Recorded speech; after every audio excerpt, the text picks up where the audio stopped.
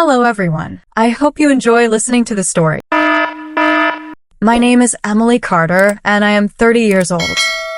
I was locked out of my own house the night before my final exam because I ranked second in my class. 15 years later, those same parents were kneeling outside my office, begging for funding, without realizing I was the one deciding the future of their school. I stand behind the glass wall of my office and watch them through the reflection of polished floors. My hands are steady, but my chest feels tight, like something old is trying to crawl back to life. They look smaller than I remember, older too. But the posture is the same, pride bent only when necessary. They do not recognize me. To them, I am just another official. Another gatekeeper holding their request in a folder on my desk. They believe this is about funding, about numbers, about opportunity. They have no idea this moment began on a cold night 15 years ago, when they locked Emily Carter out and never opened the door. I close my eyes for a second, and I am back there, standing outside our house with my backpack at my feet. The air had that sharp bite that makes your lungs ache every time you breathe. I remember knocking once, then again, then harder. My knuckles went numb before anyone opened the door.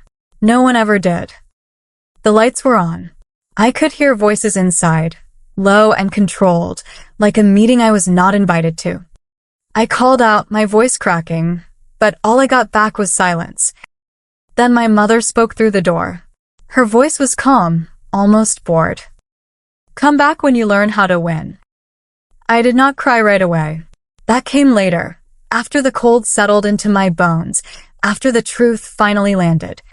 In that moment, Emily Carter was not their child.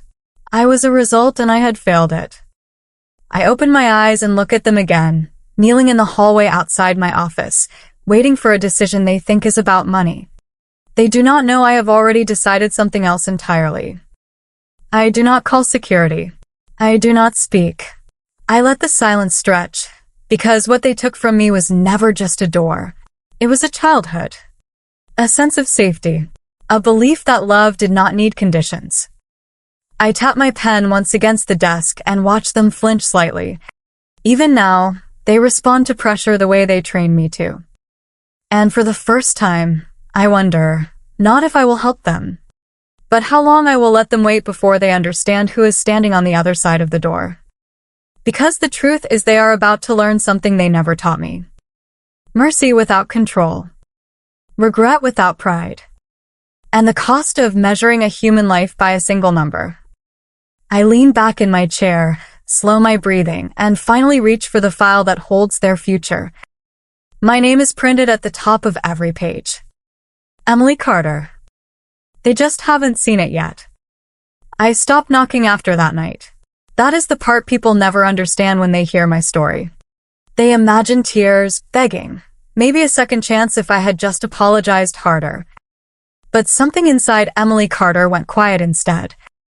I picked up my backpack when the sun came up, my fingers stiff and cracked from the cold, and I walked away without looking back. I did not leave a note. I did not call anyone.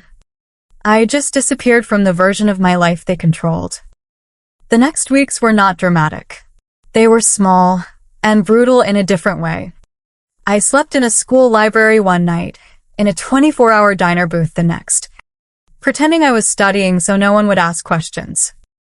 I learned quickly how to exist without being noticed. Teachers thought I was dedicated.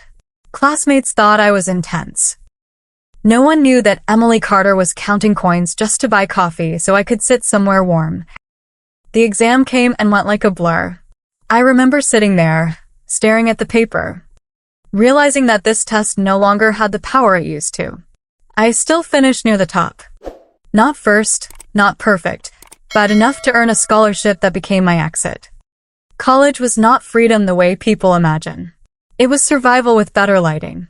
I worked 2 jobs, sometimes 3, stacking shifts between classes until my body moved on habit instead of energy.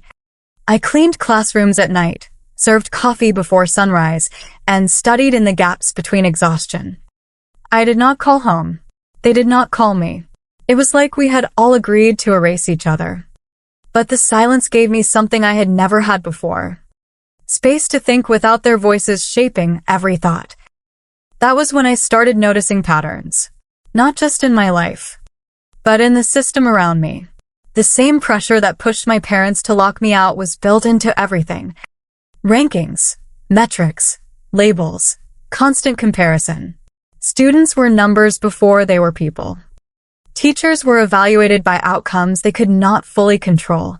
Schools chased performance like it was oxygen. I sat in lecture halls listening to professors talk about policy and equity, and I kept thinking about that door. About how easy it was for adults to justify cruelty when the system rewarded results over humanity. That realization did something dangerous. It made me angry, but it also made me focused. If the system could shape people like my parents, then changing the system meant changing everything. I shifted my path without telling anyone. I moved from pure academics into education policy, into research that looked at how funding decisions influence behavior at every level. My professors noticed. One of them pulled me aside after class and asked why I worked like I was running out of time. I did not tell him about the night outside the house. I just said I did not plan on failing again. He recommended me for an internship at a small policy group. The kind that writes reports no one reads until they suddenly matter. That was my first real step into power, even if it did not feel like it at the time. I spent months analyzing data, tracing how money moved through districts, how incentives quietly shaped decisions that affected thousands of students. It was not glamorous work, but it was precise, and precision became my weapon. Years passed like that, each one building on the last. I learned how to speak in rooms where no one expected me to have authority. I learned when to stay silent and when to ask the one question that made everyone uncomfortable. I built a reputation for being calm under pressure, for making decisions based on data instead of emotion. People started trusting me with bigger responsibilities, larger budgets, more influence. Eventually, I joined a national education fund, the kind that decides which schools get resources and which ones get left behind. That was when I understood the full weight of what I had become. I was no longer reacting to a system. I was part of the mechanism that shaped it. The first time I saw the name of my old school on a funding list, my breath caught in a way I had not felt in years. It was just a line on a document, a request among dozens. But it pulled something sharp and familiar out of me. I clicked into the file and read everything. Performance metrics, leadership structure, parent involvement. And then I saw their names. My mother listed as part of the parent leadership committee. My father supporting outreach programs. The same people who had reduced me to a number were now advocating for student success like they understood what that meant. I leaned back in my chair and stared at the screen for a long time, letting the irony settle. They had not changed the system. They had adapted to it, learned how to speak its language without ever questioning its damage. I did not act right away. That was the difference between who I was then and who I had become. I gathered information. I reviewed reports, observed patterns, spoke to people who worked in that district. I learned that the pressure culture had not disappeared. It had simply been refined. Students still competed for ranking, still carried the same quiet fear of failure that had defined my childhood. The difference was that now it was wrapped in better language, framed as excellence instead of control. That was when the idea formed, not as revenge in the way people imagine, but as correction. If I was going to intervene, it had to be precise, undeniable, and public enough to force change. So I scheduled the review meeting. I approved the request for them to present their case in person, knowing exactly who would show up and what they would say. I built the framework for evaluation carefully, embedding questions that would expose the gap between their claims and reality. I made sure the decision would not rest on emotion but on standards they could not easily manipulate. By the time they walked into my office today, I was already 2 steps ahead. They thought they were here to secure funding. They did not realize they were stepping into a moment that would force them to confront everything they had chosen to ignore. And as I sit here now, watching them wait outside my door, I understand something with absolute clarity. This was never about getting even. It was about making sure no one else had to sit outside in the cold and wonder if they were only worth something when they were perfect. I finally open the door and call them in. They stand up too quickly, like they are afraid the opportunity might disappear if they move too slowly. My mother steps in first, her posture straight, her smile practiced. The same expression she used at every school event when appearances mattered more than truth. My father follows half a step behind, quieter, eyes scanning the room as if trying to measure my authority before deciding how much respect to show. They sit across from me, hands folded, voices polite. They still do not recognize me. Not my face, not my name on the folder. Not the voice that once begged outside their door. To them, I am just another official who needs to be convinced. I let the silence sit for a moment, long enough for discomfort to creep in, then I nod for them to begin. They launch into their presentation with confidence. My mother speaks about academic excellence, about discipline, about maintaining high standards in a competitive environment. She uses words like resilience, accountability, achievement. My father adds details about community involvement, about preparing students for real-world challenges, about ensuring no one falls behind. I watch them carefully, not just what they say but how they say it. The certainty, the ease, the complete absence of doubt. It is almost impressive. If I did not know better, I might believe them. But I do know better, and that knowledge sits heavy in my chest. When they finish, I flip a page in the file and lean forward slightly. I ask my first question in a calm, neutral tone. What happens when a student fails once? My mother answers immediately, almost rehearsed. We provide guidance. We encourage improvement. We push them to do better. Failure is part of growth. My father nods in agreement, adding that accountability builds character. I tap my pen once, letting their words settle in the air. Then I ask again, slower this time. What happens when that student does not meet your expectations again? There is a slight pause now, just a fraction of a second, but I catch it. My mother adjusts her posture before answering. Then we increase support. We set stricter goals.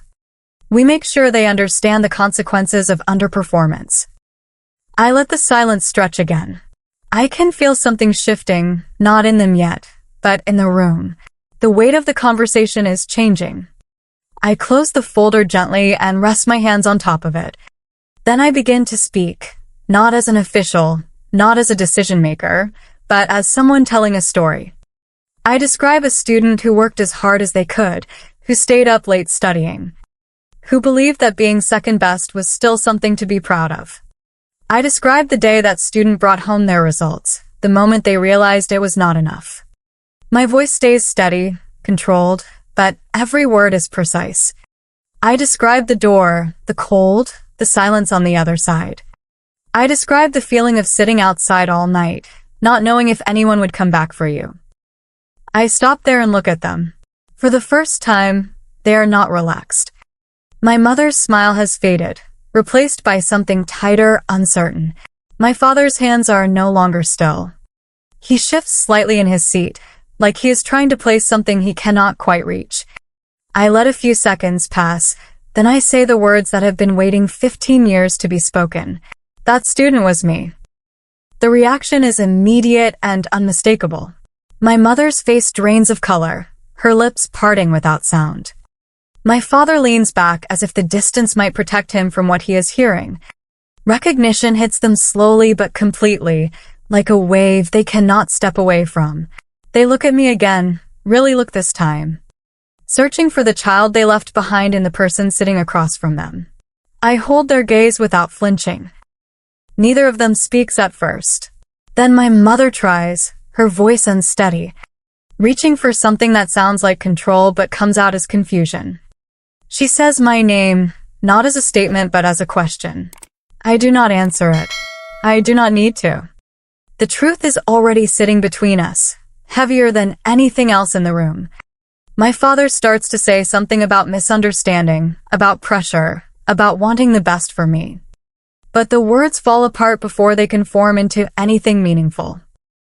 I open the folder again and slide a document across the table. My voice is calm, almost detached. This is the funding decision.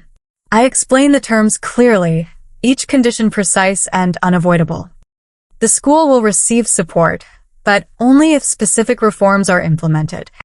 Leadership structures must change. Evaluation systems must shift away from ranking obsession. Policies must be introduced to protect students from extreme academic pressure. Parent committees will be restructured.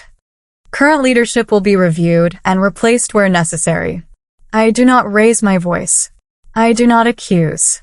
I simply state what will happen. They read the document in silence. I watch as understanding settles in, not just about me, but about what they are losing. This is not a punishment in the way they expected. I am not taking everything away. I am taking away their control. My mother looks up first, her composure completely gone now. She asks if this is personal, if this is about what happened.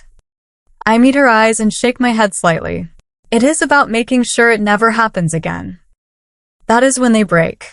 The confidence, the structure, the careful presentation all collapse at once.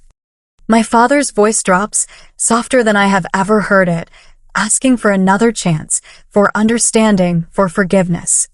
My mother reaches across the table slightly, stopping herself before her hand gets too close. They are no longer presenting. They are pleading. I let them speak, but I do not interrupt, and I do not agree. When they finish, I close the folder for the last time and stand. The meeting is over.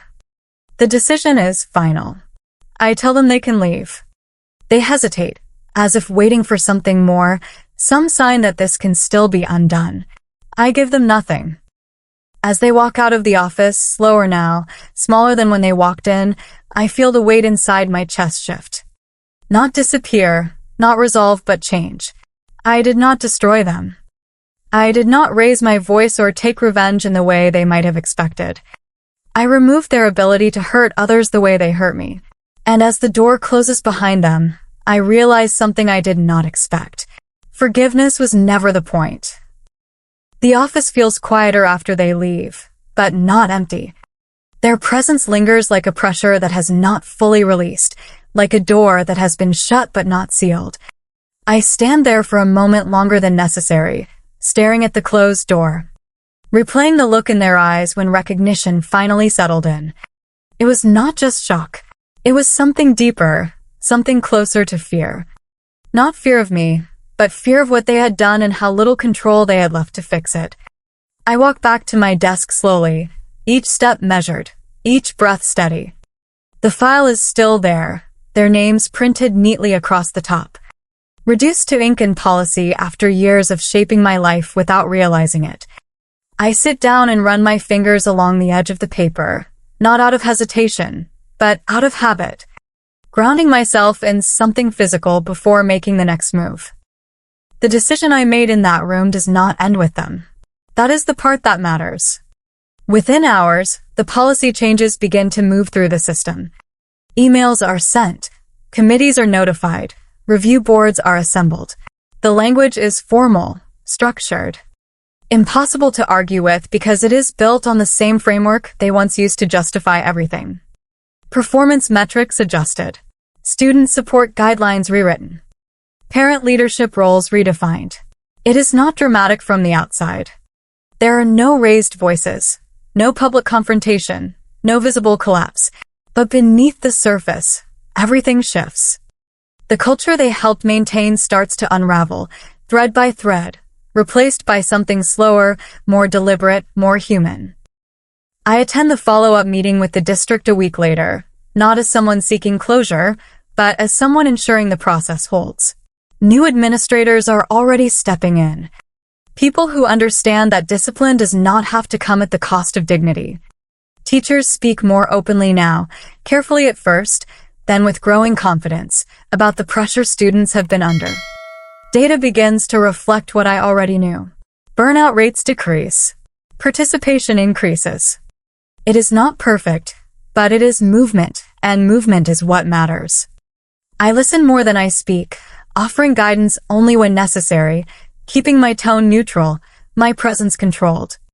This is not about proving anything anymore. It is about making sure the change lasts. I see them again briefly at the edge of that same meeting.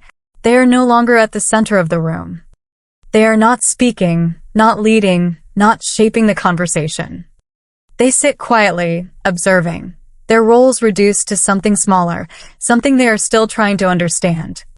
My mother avoids my gaze at first, then looks up when she realizes I am there. There is no performance in her expression this time, no practiced confidence. Just uncertainty and something that might be regret. My father nods slightly, a gesture that feels heavier than any apology he could offer. I do not approach them. There is nothing left to say in that setting. Words would only complicate what has already been made clear. Later that evening, as I leave the building, I find them waiting outside. Not kneeling this time, not performing desperation, just standing there in the fading light. As if unsure whether they have the right to stop me. I pause a few steps away, giving them the space to decide if they will speak. My mother does first, her voice quieter than I have ever heard it, stripped of the certainty that once defined her. She says she is sorry. Not in the way people say it to resolve a situation quickly, but slowly, carefully, as if each word costs something real. She does not try to justify what happened. She does not mention pressure or expectations. She just says she is sorry. My father follows, his words fewer, his tone heavier, acknowledging that they were wrong, that they did not understand the damage they caused. I listen without interrupting, not because I need to hear it, but because this moment belongs to them as much as it does to me. When they finish, the silence that follows is different from the one in my office. It is not heavy with control or tension. It is open, uncertain, waiting. I take a breath and choose my words with the same precision I have used for everything else. I tell them I hear them. I tell them that what they did cannot be undone, not by apology, not by regret, not by time. I do not raise my voice. I do not accuse. I simply state the truth the way it exists now. Then I tell them something else. I am not interested in revenge. I never was. What I needed was to make sure no one else had to go through what I did. They nod, both of them, absorbing the words in a way that feels slower, more real. There is no request for forgiveness this time. No attempt to close the gap with a single conversation.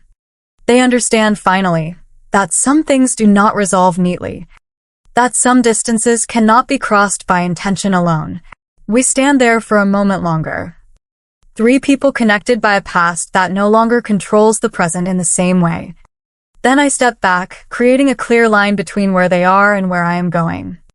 I wish them well, not as a gesture of reconciliation, but as a boundary. A recognition that our lives are no longer tied in the way they once were. As I walk away, I do not look back. Not because I am avoiding them, but because I no longer need to check if they are still there. The part of me that waited outside that door, hoping it would open, has finally been answered. Not with warmth or comfort, but with something stronger. Clarity. I get into my car, sit for a moment with my hands on the steering wheel, and let the quiet settle in fully this time. There is no rush of triumph, no overwhelming sense of victory, just a steady calm. The kind that comes from knowing exactly who you are and what you chose to become. The next morning, I return to work like any other day. New files, new decisions, new schools waiting for support or change. The system continues, complex and imperfect, but no longer untouched. Somewhere in that network, a student will fail once and not be cast aside for it. Somewhere, a door will stay open when it matters most. That is enough. I do not need anything more from the past to move forward. And as I sit down at my desk, reviewing the next case, I realize something that feels almost unexpected in its simplicity. I did not just survive what happened to me. I changed what it meant. The changes at the school continue long after that meeting. Not in dramatic headlines or public announcements, but in quieter ways that matter more. Policies shift, language evolves, and slowly the culture begins to loosen its grip on perfection as the only measure of worth. I visit once, months later, not as a former student returning to confront ghosts, but as an observer ensuring the structure holds. The building looks the same from the outside, the same brick walls, the same front steps where parents once gathered to compare scores and futures like they were currency. But inside, something feels different. There is less tension in the hallways, less urgency in the way students move, like they are no longer racing an invisible clock. I stop near a classroom and watch through the glass as a teacher kneels beside a student, speaking quietly, patiently. The student nods, not in fear, but in understanding. That small moment does more than any report ever could. It tells me the shift is real. I do not announce who I am. I do not need recognition here. The work was never about reclaiming a place in this building. It was about changing what this place does to people. As I walk through the corridor, I pass a bulletin board filled with student projects, not ranked, not labeled as best or worst, just displayed. For a second, I imagine what it would have felt like to see something like that when I was younger. To know that effort could exist without comparison. The thought lingers, not as regret, but as perspective. I cannot change what I experienced, but I can change what comes after. Later that day, I receive a message. It is from my father. The words are simple, not polished, not rehearsed. He tells me they have stepped down completely, that they are trying to understand what it means to support something without controlling it. There is no request in the message, no expectation of response. Just information, offered without pressure. I read it once, then set my phone aside. For a long time, I do nothing. Not because I am conflicted, but because I am no longer reacting. That is the difference now. I choose when to engage, when to respond, when to let silence exist without needing to fill it.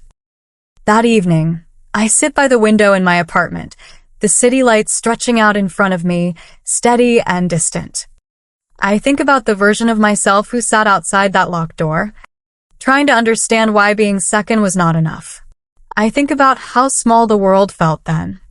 How everything depended on approval that could be taken away in a single moment. And I compare it to now, to the quiet control I hold over my own life. Over decisions that affect more than just me. The contrast is not sharp or painful anymore. It is clear.